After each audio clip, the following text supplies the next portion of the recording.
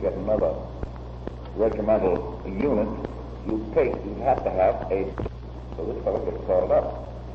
Mr. President, it would mean a great deal to the morale of the Negro people if you could make some announcement on the role the Negroes will play in the armed forces of the nation, in the whole national defense setup. We did it the other day when the guy told me this thing. If you did it yourself, if you were to make such an announcement, it would have a tremendous effect upon the morale. I'm making a national defense speech around the 20th this month on what about the draft of the whole and the reserves and so forth. I'll bring that in.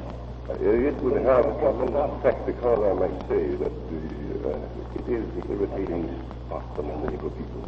They feel that they're not wanted in the various armed forces of the country, and they feel they have earned the right to participate in every phase of the government by virtue of their record in past wars for the nation. And consequently, without regard to political complexion, without regard to any sort of idea whatever, the Negroes were unit, and they're feeling that they're being shut aside, that they're being discriminated against, and that they're not wanted now. I heard one expression appreciated the President the other day that other persons are trying to find a way to be married or to have independence to receive. Say that the Negro is trying to get in the army. He's trying to get in. He's trying to get in. Of course, one of the main points to get across is in building up this draft on a selective draft that we are not, as we did before so much in the World War, confining the Negroing to the non-combat services. We're putting them right in, proportionately, into the combat. Well, we feel that's powerful. Which is something. I mean, it's parity. It's a step ahead. What we want is a step ahead. Presently, I suggest another step ahead that is being commented on very widely in Negro America. And that is that we realize practical risk that in Georgia and Mississippi it is impossible to have units of where people's standards of mission would be affiliated. But they are pointing out that in states like New York, Massachusetts, Illinois, Pennsylvania, Negroes and whites go to school together, they play on the same athletic teams. For example, Mr. Chief Justice Hughes' grandson and my boy are classmates at the agricultural school and close friends. And yet when they come to the army fighting for democracy, they say, well, Negroes are not good enough, they've got to be shunted aside. I would like to suggest this idea, even though it may sound fantastic at this time, that in the case where there isn't a tradition of segregation, that we might start to experiment and organize a division or regiment, and let them be for America, and not black Americans and young whites together. Now, there's a number of reasons why I think that would be done. Among them, that I think it would be a practical working democracy, and I think it would be less expensive and less troublesome in the long run. Well, you see, Walter, my general thought on it is this. It's the thing that we've got to work into.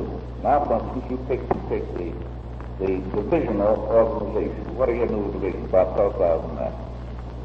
14. They're great. Yes, and 14,000 men. Now, suppose in there that you have one, what do they call the gun units? What? One battery with Negro troops and officers in there in that battery, like for instance New York, and another regiment or battalion, that's a half a regiment, of Negro troops.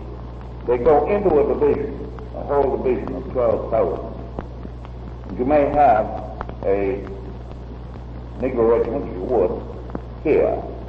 And right over here on the right in line would be a white regiment in the same division. Maintain the divisional organization. Now what happens after a while? In case of war, those people get shifted from one to the other. The thing we're sort of back into You have one battery out of a regiment of artillery that would be a nickel battery with white battery here and another nickel battery, and gradually working in the field together.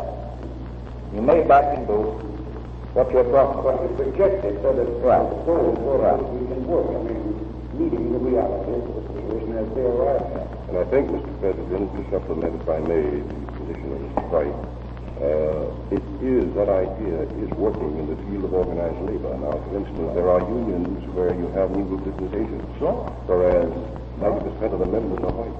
Yeah. And you also even have Negroes who are parts of unions in Birmingham, Alabama. They're in the same union with the whites. And if it can work out on the basis of democracy in the trade unions, it can in the army. And you take up on the Hudson River where Judge Patterson and I come from, we have a lot of brickworks. Oh, yes. Up around Fishkill, the old brickworks. Well, heavens, they have the same union.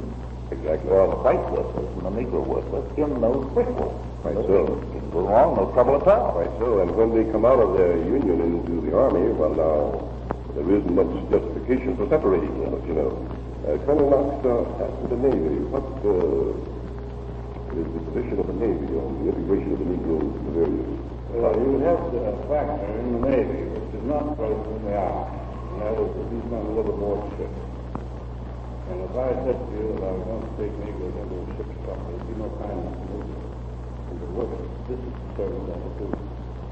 And you can't have separate ships with nothing but Negro crew, because every Navy man has to be interchangeable. If you could have a northern ship and a southern ship, it'd be different.